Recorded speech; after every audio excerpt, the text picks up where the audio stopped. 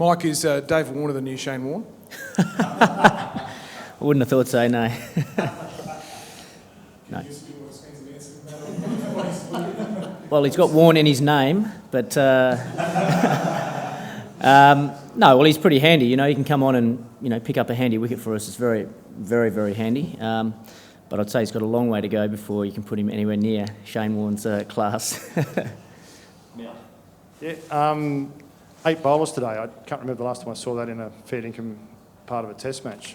Have you ever experienced 8 bowlers before, and what was the logic behind it? Well, I think it was just, I don't know exactly what the logic was, but just trying to eke out a wicket here or there. I think that was the plan. I think that's the way Michael Clarke likes to captain. He goes with his gut a lot of the time. Sometimes throws in things from left field, and it showed with Davey Warner's wicket that can help to pick up a wicket here or there. So always just trying to find a new way to get a wicket, I guess.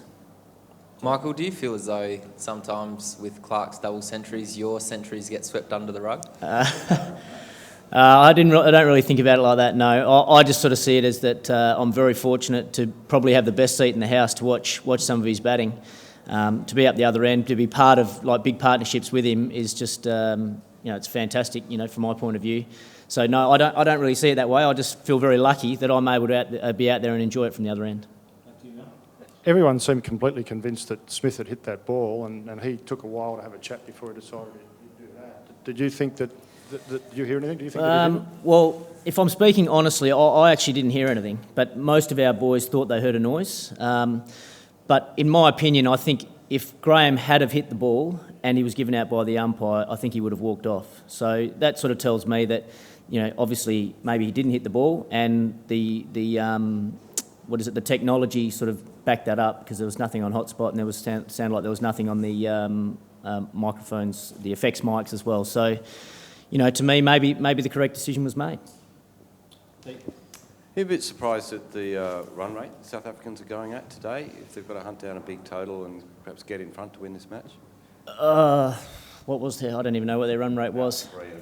No, I think it's a difficult situation because when the opposition's got 550 on the board, you can't really afford to come out and play too aggressively, because if you do lose wickets, then you are going to be well behind. So I think it was important for them to make sure they stay in the game for as long as they can. The Adelaide Test match quite often isn't won in the first couple of days, but it can be lost in the first couple of days. So I thought they applied themselves very well, batted extremely well, and have got themselves into a position where they are still, definitely well and truly in the Test match. So tomorrow's a big, huge day, really.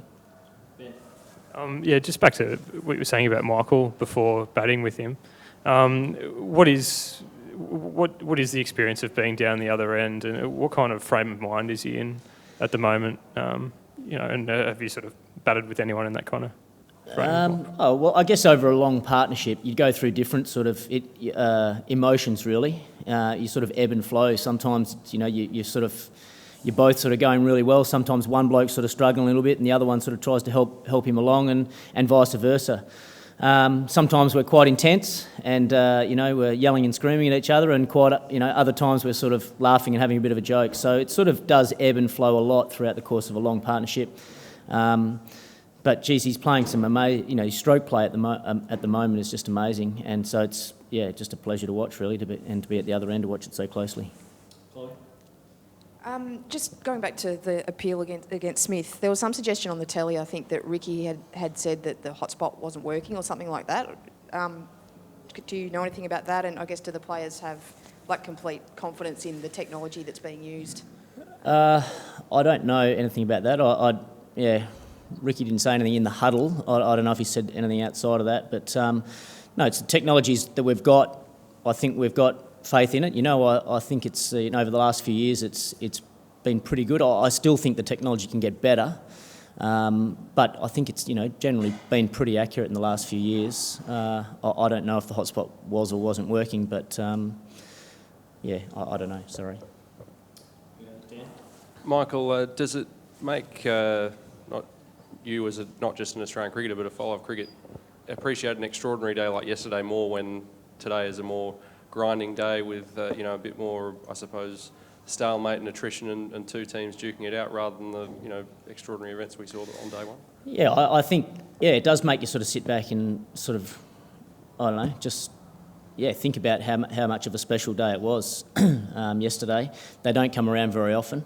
But having said that, we've had quite a few phenomenal days against South Africa in the past few years. You can think back to the 430 game in Joburg. You can think back to the other end of the spectrum when we were bowled out for 40 odd, whatever it was. So quite often these two teams, put up some pretty amazing sort of performances. And yesterday was a phenomenal day, really. I think we went within 14 runs of the highest score in a day in the history of Test cricket. So that's pretty amazing in itself.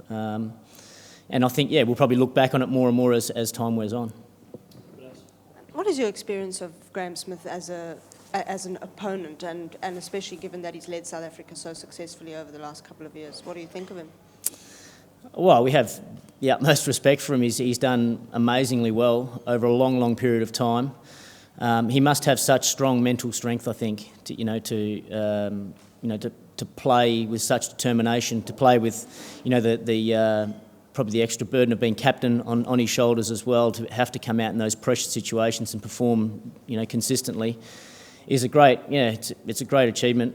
He must have a lot of mental toughness, a lot of character about the guy, a lot of determination and passion for his country, and he can be a frustrating guy to bowl to as well, because you feel like you can bowl a good ball just outside off stump and he can whip you through mid wicket and for boundaries, and times the ball so well in that sort of area. So. Yeah, he's a muchly admired player in our dressing room, for sure. As you mentioned before, Adelaide Test can sort of reach late crescendos, I guess, because of the way the pitch plays or whatever. How much hard work is ahead to ensure that your first innings total, sets up a win, I guess? I agree. I think the Adelaide Test matches generally do bring results, but they generally bring the results late on the fifth day. So I think with a hot day in store tomorrow, we might see a bit more turn coming out of the pitch as tomorrow wears on, and hopefully maybe some more variable up and down bounce as well. Tomorrow's a pretty big day, I reckon, in the Test match. If we can bowl really well and restrict South Africa, then I think we're in a great position to really push forward and try and win this Test match.